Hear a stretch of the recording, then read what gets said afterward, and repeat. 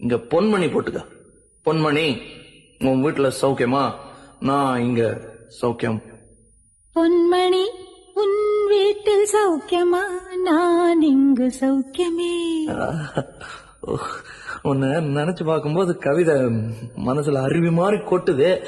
ஆனா அதை எழுதணும்னு உட்காந்தா அந்த எழுத்து தான் வார்த்தை. உன்னை எண்ணி பார்க்கையில் கவிதை கொட்டுது, அதான் அதை எழுத நினைக்கையில் வார்த்தை முட்டுது. அதேதான், பிரமாதம். கவிதை கவிதை படி.